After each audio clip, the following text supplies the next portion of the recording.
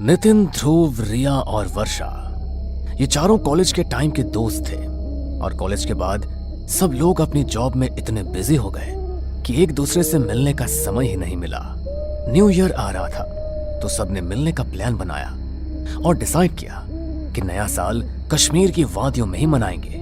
नितिन के पास अपनी गाड़ी थी तो रात को उन्होंने कश्मीर का सफर तय करना शुरू किया और अगली सुबह तक कश्मीर पहुंच गए। 31 दिसंबर का दिन था। वो बस रात को होने वाली न्यू ईयर पार्टी का इंतजार कर रहे थे। यार, कश्मीर तो सचमुच स्वर्ग है। यहाँ की सुंदरता देखकर तो मैं मंत्रमुग्ध हो गया हूँ। यार, पहाड़ी इलाके जितने सुंदर होते हैं वहाँ पर भूतों की घटनाएं भी उतनी ज्यादा होती है। मैंने सुना है कि कश्मीर में बहुत सी ऐसी जगह है जहाँ पर हमेशा लोगों को छलावा होता है और उस छलावे में फंसकर लोग मारे जाते हैं। अरे यार, तो क्यों हमें डराने की कोशिश कर रहा है? हम यहाँ पर न्यू ईयर सेलिब्रेट करने आए हैं, ना कि तेरी भूतिया कहानियाँ सुनने। अरे मैं तो बस सच बता रहा हूँ, तुम्हें नहीं मानना तो मत मानो। वो सभी न्यू ईयर की पार्टी के लिए कश्मीर में एक कैंपिंग साइट गए। वहां पर पहुंचकर उन्होंने अपने टेंट लगाए और बोनफायर जलाने की तैयारी की। वो सभी बोनफायर जलाकर उसके पास बैठ गए। तभी नितिन ने कहा, यार, मैंने सुना है कि कश्मीर की लड़कियां बहुत सुंदर होती है। पहाड़ी लड़कियों की खूबसूरती कुछ अलग ही होती है। काश अभी मेरे पास कोई पहाड़ी लड़की आए और बोले कि तुम कितने अच्छे हो, मुझे तुमसे शादी करनी है। भाई, रात के 12 बजे किसी लड़की का तो पता नहीं, लेकिन कोई भूतनी जरूर तेरे पास आ सकती है। जब देखो तब फालतू की बातें करता रहता है। अच्छा बेटा, मैं फालतू की बातें कर रहा हूँ, तू तो जैसे बहुत समझदारी वाली बातें करता है ना। अरे यार, वर्षा के सामने ज्यादा सीधा बन रहा है। अच्छा तुम लोग बैठो, मैं अभी आता हूँ, बहुत जोर की लगी है। अरे रुक, अपने साथ माचिस लेकर जा, कोई छलावा मिल गया तो अपने साथ ही ले जाएगा। अरे तू बंद करना अपनी बकवास यार, अभी आ रहा हूँ बस मैं। ध्रुव ने कश्मीर में होने वाली कई भूतिया हादसों के बारे में सुना था, इसलिए वो बार बार सबको सावधान कर रहा था। लेकिन नितिन ने उसकी बात नहीं सुनी और बिना माचिस को अपने पास रखे झाड़ियों के बीच चला गया। वो जैसे ही वहां से वापस आने लगा तभी उसे वहां पर एक लड़की के रोने की आवाज सुनाई दी।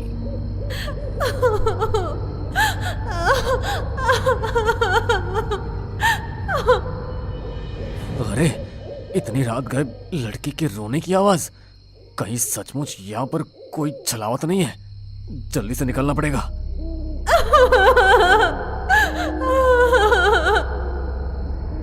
नितिन जैसे ही वहां से जाने लगा तो उसे फिर से लड़की की रोने की आवाज सुनाई दी तो वो वहीं पर रुक गया। अरे अरे, फिर से वही आवाज। लगता है सच में कोई मुसीबत में है। हाँ, मैं मुसीबत में हूँ। तुम इस तरह अचानक से मेरे सामने कैसे आ गई? अभी तक तो यहाँ पर कोई नहीं था। मेरी मदद करो। मैं तो बहुत समय से यहाँ पर किसी की मदद का इंतजार कर रही हूँ। अंधेरे की वजह से आप मुझे देख नहीं पाए। मैं बहुत मुश्किल में हूँ, प्लीज मेरी मदद कर दीजिए। शहर से आए हुए कुछ लड़के मेरे पीछे पड़ गए थे। बड़ी मुश्किल से अपनी जान बचाकर भागी हूँ। यहाँ पर अकेली रहती हूँ, कोई ऐसा है भी नहीं जिसके पास मैं मदद के लिए जा सकूँ। आप मुझे अच्छे इंसान लगते हैं, आप मेरी मदद करेंगे ना? हाँ, तुम चिंता मत करो, तुम मेरे साथ चलो, तुम्हें कोई खतरा नहीं है। नितिन रास्ते भर उससे बातें करते हुए अपने दोस्तों के पास वापस आ गया। उसके दोस्तों ने उसे देखा तो हैरान रह गया। ये तुम क्या कर रहे हो नितिन? हाँ, मैं तो तुमसे इसे मिलवाना ही भूल गया, ये मुझे रास्ते में मिली। अरे कौन मिली? कोई भी तो नहीं है यहाँ पर। क्या? नितिन ने मुड़कर दूसरी तरफ देखा तो वहां पर कोई भी नहीं था। उसके पैरों तले से जमीन खिसक गई कि अभी तक जिस लड़की से वो बातें कर रहा था अचानक उसकी आंखों के सामने से वो कहाँ गायब हो गई। अरे इस तरह भूत बनकर क्यों खड़ा हो गया? बताना क्या हुआ? कहीं सच में तो तुझे किसी छलावे ने नहीं पकड़ लिया था ना? इस बार ध्रुव की बात सुनकर नितिन सच में डर गया और उसके कानों में दबी हुई आवाज पड़ी जो उसी लड़के की थी। अब तो तुम समझ ही गए होगे कि मैं कौन हूँ। चलोगे ना मेरे साथ? ये आवाज जैसे ही नितिन के कानों में पड़ी तो वो अचानक बौखला गया और वही लड़की अचानक से उसे खींचने लगी। जैसे ही सबने देखा तो वो बहुत ही भयानक थी। वो नितिन को खींचते हुए झाड़ियों की तरफ लेकर जा रही थी। तभी रिया ने अपना दिमाग लगाया और बॉनफायर में जल रही एक लकड़ी को उठाकर उसके ऊपर फेंक दिया। तो उसकी देखा देखी सभी ऐसा करने लगे। ऐसी बुरी चीजें आग से डरती है, इसलिए आग को देखकर वो वहां से गायब हो गए। तभी उन लोगों ने देर ना करते हुए नितिन को उठाया और जल्दी से सब गाड़ी में बैठ गए।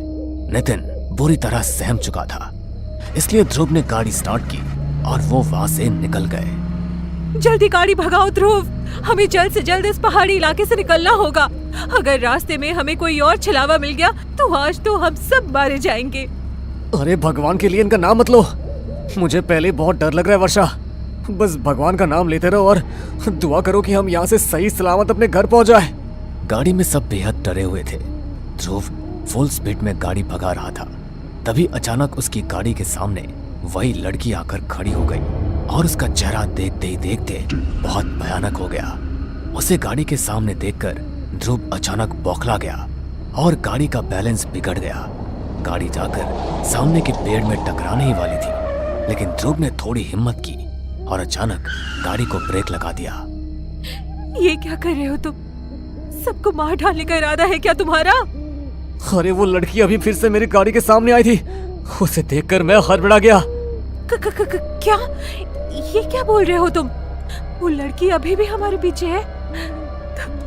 तब तो इसका मतलब यही है कि हम लोग अभी भी उसके छलावे में फंसे हुए और वो लड़की हमें जैसे चाहे वैसे घुमा रही है। वो कोई लड़की नहीं है वर्षा, ये छलावा है। वो जो चाहे वैसा रूप ले सकती है, इसलिए हमें बहुत सावधान रहना होगा। ध्रुव, तुम जल्दी से गाड़ी स्टार्ट करो और अगर इस बार कोई भी गाड़ी के सामने आए तो गाड़ी ना तो रोकना और ना ही हड़बड़ाना, बस गाड़ी आगे बढ़ा देना। ध्रुव ने अपने आप को थोड़ा समझाया और फिर से गाड़ी स्टार्ट की। इस बार उसने पहले से भी ज्यादा स्पीड से गाड़ी को भगाना शुरू किया। तभी अचानक से रिया की नजर गाड़ी के रियर मिरर पर पड़ी तो उसके होश उड़ गए, क्योंकि नितिन की आंखें पूरी तरह लाल हो चुकी थी और वो बड़े भयानक तरीके से हंसता हुआ रियर मिरर से उसी की तरफ देख रहा था। उसे देखकर रिया अचानक से चिल्लाई और उसके चिल्लाते ही नितिन उस पर झपट पड़ा। बचाओ, कोई बचाओ मुझे। वर्षा ने जल्दी से अपना हाथ में पहना हुआ रुद्राक्ष का ब्रेसलेट नितिन के माथे पर लगा दिया। तभी नितिन बुरी तरह तड़पता हुआ रिया से दूर हो गया और वो तीनों देर ना करते हुए गाड़ी से निकलकर वहां से भाग गए। हमें कुछ भी करके जल्दी से जल्दी यहाँ से निकलना होगा। अब तो नितिन भी उसकी चपेट में आ गया और अगर उसने हमें ढूंढ लिया तो वो हमें मार डालेगा। तुम्हारे हाथ का रुद्राक्ष का ब्रेसलेट कहाँ गया वर्षा? ओह माय गॉड, लगता है मेरा रुद्राक्ष वाला ब्रेसलेट गाड़ी में ही गिर गया। Oh no. वर्षा ने जैसे ही ऐसा बोला वैसे ही पीछे के एक पेड़ पर बैठे नितिन ने पीछे से उस पर हमला कर दिया और उसे घसीटता हुआ जंगल के अंदर ले जाने लगा। बचाओ, प्लीज बचाओ, ये मुझे मार डालेगा। रिया, क्या तुम्हारे पास कोई धार्मिक चीज है जिससे हम वर्षा को बचा सके? नहीं ध्रुव, सिर्फ वर्षा के पास ही रुद्राक्ष वाला ब्रेसलेट था जो गाड़ी में रह गया। हमें गाड़ी के पास जाकर वो ब्रेसलेट वापस लेकर आना होगा। अब वही ब्रेसलेट हमारी रक्षा कर सकता है। अरे लेकिन हम अगर वापस गए और नितिन ने हमें पकड़ लिया तो हम क्या करेंगे? कुछ ना कुछ तो करना ही पड़ेगा न ध्रुव, वरना वैसे भी हमारे पास बचने के लिए कुछ नहीं है। अगर हमें वो ब्रेसलेट मिल गया तो कम से कम हम अपनी जान तो बचा सकेंगे। दोनों ने हिम्मत की और भगवान का नाम लेते हुए गाड़ी की तरफ वापस जाने लगे। थोड़ी देर बाद वो दोनों गाड़ी के पास पहुंच भी गए। तभी रिया बोली, तुम यही रुको ध्रुव, मैं गाड़ी से रुद्राक्ष वाला ब्रेसलेट लेकर आती हूँ। रिया जैसे ही ब्रेसलेट लेने के लिए गाड़ी का दरवाजा खोलकर गाड़ी के अंदर गई, वैसे ही गाड़ी अचानक शुरू हो गई। रिया ने देखा तो नितिन गाड़ी चला रहा था और उसका पूरा चेहरा किसी प्रेत की तरह भयानक हो गया था। वो जोर जोर से हंसते हुए रियर मिरर से रिया को देख रहा था। तुझे क्या लगा कि तू बच जाएगी? लेकिन ऐसा नहीं होगा। अपने दोस्तों की तरह तुझे भी मैं अपने चपेट में ले ही लूंगा। यह रिया गाड़ी में ब्रेसलेट ढूंढते हुए मदद के लिए चिल्ला ही रही थी और वहां ध्रुव किसी न किसी तरह रिया को उस छलावे के चंगुल से बचाना चाहता था। वो गाड़ी के पीछे पीछे भाग रहा था, लेकिन गाड़ी की स्पीड के आगे वो कुछ नहीं कर पाया। वो जानता था कि वो अब कुछ नहीं कर सकता, इसलिए वो हिम्मत हार कर अपने घुटनों पर बैठ गया और उसकी आंखों से आंसू निकल गए। हमारी मदद करो ऊपर वाले, इस छलावे ने हमें बुरी तरह अपने चंगुल में ले लिया है। हमें इसके चंगुल से निकाल और हमारी रक्षा कर। ध्रुव ने जैसे ही भगवान से यह प्रार्थना की, वैसे ही उसे अपने पीछे से कुछ आवाज सुनाई थी। उसने पीछे मुड़कर देखा तो नागा साधुओं की एक टोली वहां से गुजर रही थी। वो जल्दी से उनके पैरों में जाकर गिर गया। मेरी मदद कीजिए बाबा, छलावे ने मेरे 3 दोस्तों को अपने कब्जे में ले लिया है। मुझे उनकी जान बचानी है, मेरी मदद कीजिए। तुम चिंता मत करो बेटा, हमसे जितना बन पाएगा हम करेंगे। नागा साधुओं की टोली ने अपने हाथ में भभूति ली और कुछ मंत्र पढ़ते हुए रास्ते पर भभूति को दे मारा। तभी एक सीधी लकीर खींचती हुई बहुत आगे तक गई। हमें इस रास्ते पर आगे बढ़ना होगा। ध्रुव जल्दी जल्दी नागा साधुओं के साथ उस रास्ते पर बढ़ने लगा तो देखा उसकी गाड़ी एक जगह पर आकर रुक गई है। नागा साधु ने फिर से भभूति को अभिमंत्रित करके गाड़ी पर छिड़क दिया तो एक काला धुआं गाड़ी से निकलकर जंगल के अंदर जाकर समा गया। उन्होंने गाड़ी का गेट खोला और नितिन और रिया पर भी भभूति छिड़की और उन तीनों को अपने साथ अपने आश्रम ले गए। आपका बहुत बहुत धन्यवाद बाबा, आपकी वजह से आज हम तीनों सुरक्षित हैं। लेकिन हमारी एक दोस्त वर्षा अभी भी लापता है, हमें उसे ढूंढना होगा। मैं जानता हूँ बेटा कि तुम्हारी एक और दोस्त लापता है, लेकिन मुझे बड़े खेद के साथ कहना पड़ रहा है कि वो अब जिंदा नहीं है। छलावे ने उसे अपनी चपेट में लेकर खत्म कर दिया। तुम उसके लिए दुआ करना कि भगवान उसकी आत्मा को मुक्ति दे। नागा साधु की बात सुनकर उन तीनों की आंखों में आंसू आ गए, क्योंकि उन्होंने अपने एक बहुत अच्छी दोस्त को खो दिया था। नागा साधु ने दिन के समय ही उन्हें वहां से रवाना कर दिया। वो अपने घर तक सही सलामत पहुंच गए, लेकिन अपने दोस्त को खोने का मलाल हमेशा के लिए उन सब के दिल में रह गया। उन्होंने वर्षा की मुक्ति के लिए हवन कराए ताकि उसकी आत्मा को छलावे से मुक्ति मिल सके, लेकिन उनके मन में हमेशा यही बात रही कि अगर वे थोड़ी और कोशिश करते तो शायद वर्षा को बचा पाते, या वो लोग कभी नया साल मनाने के लिए कश्मीर गए ही ना होते। वैसे तो कश्मीर लोगों के लिए स्वर्ग है, लेकिन उन लोगों के लिए नर्क बनकर रह गया और वो लोग फिर कभी अपनी जिंदगी में कश्मीर नहीं गए। कश्मीर की वो बुरी यादें हमेशा के लिए उनके दिलों में समा गई। चारों तरफ घना अंधेरा और जंगल के अलावा कुछ भी नहीं था। तभी वहां से एक लड़का जो अपनी बाइक पर सवार था गुजर रहा था। अचानक ही उस जंगल के बीचों बीच उसकी बाइक खराब हो जाती है। शिट यार, इस बाइक को भी अभी खराब होना था। इतनी रात हो रही है और तो और यहाँ दूर दूर तक मुझे कुछ दिखाई भी नहीं दे रहा। मैं यहाँ मदद मांगू तो मांगू किससे? वो लड़का ये बात बोल ही रहा था कि तभी उसे किसी की पायल की आवाज सुनाई देती है। वो आवाज उसके कानों में इस तरह गूंज रही थी जैसे मानो वो पायल सिर्फ और सिर्फ उसे ही बुला रही हो। वो लड़का भी अपनी बाइक वहीं छोड़ता है और उस पायल का पीछा करते हुए जंगल के अंदर जाता है, जहां वो एक लड़की को बैठा देखता है। उस लड़की को इस तरह सुनसान जंगल में अकेले देख वो लड़का उससे कहता है, एक्सक्यूज मी, आप इतनी रात गई इस घने जंगल में क्या कर रही है? क्या अब आपको नहीं लगता कि इस तरह अकेले इस जंगल में ठहरना खतरे से खाली नहीं? उस लड़के की बात सुनकर वो लड़की अब जोर जोर से हंसने लगती है। उस लड़के को समझ नहीं आता कि वो इस तरह हंस क्यों रही है।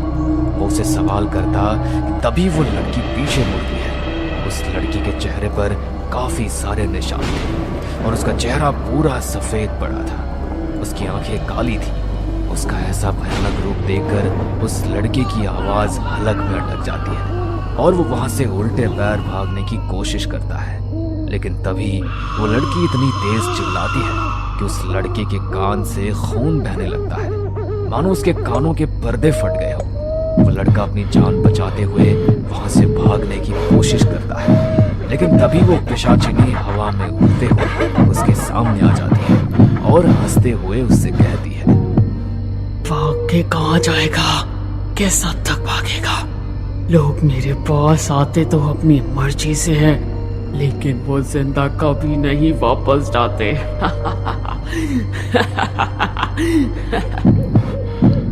वो लड़का कुछ बोल पाता उससे पहले ही पिशाचिनी उस लड़के के ऊपर चढ़ जाती है और अपने गहरे नुकीले दांतों को बाहर निकालकर उसके गर्दन पर चुभाकर उसका खून चूस लेती है। इस तरह वो लड़का अपनी जान से हाथ धो बैठता है।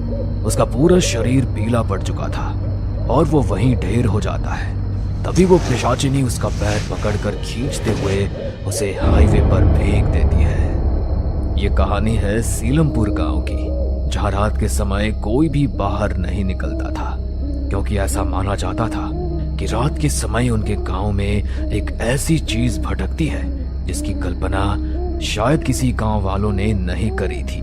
पर क्या गांव पर किसी की बुरी नजर लगी थी या किसी और का ही साया था, ये तो हमें इस कहानी में ही पता चलेगा। सीलमपुर गांव में विवेक नाम का एक लड़का अपनी माँ सुनीता और भाई विक्रम के साथ रहा करता था। ऐसे ही एक दिन, माँ आज मैं शहर जा रहा हूँ और मुझे आने में थोड़ा लेट हो जाएगा, इसलिए तुम मेरे लिए रुकना मत और खाकर सो जाना। ये बात तो ठीक है विवेक, लेकिन अगर तुझे लगा कि तुझे आने में रात हो जाएगी तो एक काम करना, शहर में कहीं रुक जाना, क्योंकि रात के समय हमारा गांव सुरक्षित नहीं है, ये तुम अच्छे से जानते हो। क्या माँ कैसी बात कर रही हो आप? ऐसा कुछ नहीं है। अच्छा मैं चलता हूँ। इतना बोलकर विवेक शहर के लिए रवाना हो जाता है और शहर में अपना काम खत्म कर घर आने लगता है। पर उसको घर आते आते शाम हो जाती है, लेकिन अब भी उसका गांव 10 किलोमीटर दूर था। विवेक जंगल के रास्ते को देख खुद से कहता है, अगर मैं हाईवे से जाऊंगा तो मुझे 3-4 घंटे लग जाएंगे। क्यों ना मैं ये शॉर्टकट अपना लूं? इस जंगल के रास्ते में अपने गांव भी जल्दी पहुंच जाऊंगा और माँ गुस्सा भी नहीं करेगी। जंगल के रास्ते वो घर जल्दी पहुंच जाएगा, ये सोचकर वो जंगल का रास्ता अपना लेता है। वो थोड़ी ही दूर चलता है कि तभी उसको किसी के रोने की आवाज आती है। इतने घने जंगल में कौन रो रहा है और आखिर वो यहाँ कर क्या रहा है? विवेक उस रोती हुई आवाज का पीछा करता है। थोड़ी दूर चलने पर उसे एक लड़की बैठी हुई नजर आती है जो अपने घुटने पर अपने सर को टेक कर रो रही थी।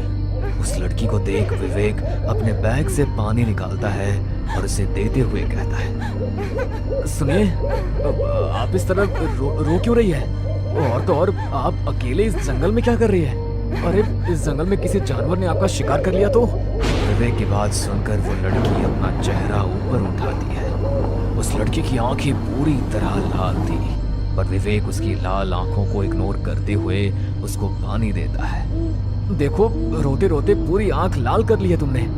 ये लो पानी पियो। मैं पानी नहीं पीती, मुझे पानी नहीं चाहिए।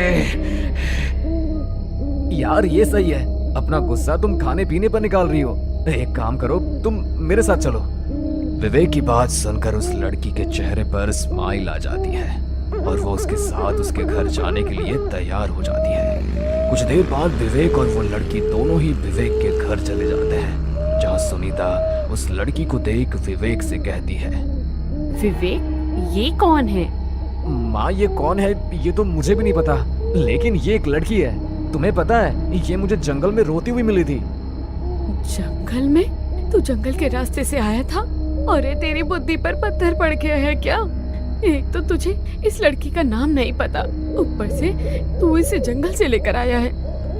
अरे नालायक, तुझे मालूम नहीं उस जंगल में एक पिशाचिनी रहती है जो लोगों का खून चूसकर उसको मार डालती है। कहीं ये लड़की वही पिशाचिनी तो नहीं है? हे लड़की, सच बता, तू पिशाचिनी तो नहीं है ना? अगर तू पिशाचिनी है तो मेरे घर से चली जा, क्योंकि मैं तुझे मेरे घर को कुछ नहीं करने दूंगी। आंटी जी, आप ये कैसी बातें कर रही हैं? वो तो मेरे घर वालों ने मुझे घर से निकाल दिया था, इसलिए मैं उस जंगल में रो रही थी। लेकिन भला हो विवेक जी का, जो इन्होंने मेरी मदद करी। आंटी जी, अगर आपको ऐसा लग रहा है कि मैं कोई पिशाचिनी हूँ तो मैं यहाँ से चली जाती हूँ। इतना बोलकर पिशाचिनी पीछे मुड़ती है और अपनी आंखों को काली कर अपने दांत बाहर निकालने लगती है। पर तभी विवेक बीच में बोल पड़ता है, माँ ये आप कैसी बातें कर रही है? देखो रात ज्यादा हो रही है, अगर आपको इसे घर से बाहर ही करना है तो सुबह कर देना। एक जवान लड़की को इस तरह घर से बाहर निकालना सही नहीं है। पिशाचिनी अपने रूप को नॉर्मल करते हुए दोबारा सुनीता की तरफ मुड़ जाती है। उसकी आंखों में मासूमियत देखकर अब सुनीता को भी लगने लगता है कि वो कोई पिशाचिनी नहीं बल्कि एक आम इंसान है, और वो उसे अपने घर में पनाह देने के लिए तैयार हो जाती है। सभी लोग खाना खाकर सोने के लिए जाते हैं, लेकिन इस दौरान वो पिशाचिनी खाना नहीं खाती। देर रात सभी सो रहे थे, तभी वह पिशाचिनी उठती है और हवा में उड़ने लगती है। उसके काले खुले बाल हवा में लहरा रहे थे। वो पिशाचिनी उड़ती हुई सिर्फ और सिर्फ विवेक के इर्द गिर्द घूम रही थी। कुछ देर बाद पिशाचिनी आराम से विवेक के करीब बैठी है और धीरे धीरे उसकी गर्दन के पास अपने नुकीले दांतों वाला मुंह ले जाती है। अचानक विवेक की आंख खुल जाती है और वो इस लड़की को अपने इतने करीब देखकर एकदम उठकर पीछे हो जाता है। ये आप क्या कर रही थी? आप मेरे इतने करीब? वो मुझे माफ कर देना। मैं वो दरअसल मेरे पास कोई जवाब नहीं है, पर मैं आपसे प्यार करने लगी हूँ। इन कुछ घंटों में आपने जिस तरह से अपने घर वालों से मेरे लिए लड़ाई करी है और जितनी मेरी केयर करी है, ये सब देखकर मुझे आपसे प्यार हो गया है। विवेक कुछ कहता तभी वह पिशाचिनी अपनी आंखों को काली करती है। विवेक भी उसकी आंखों में खो जाता है और वो उसके सम्मोहन में आ जाता है। अब अगले दिन विवेक उस पिशाचिनी से शादी करने की बात करता है। माँ, मैं नेहा से शादी करना चाहता हूँ।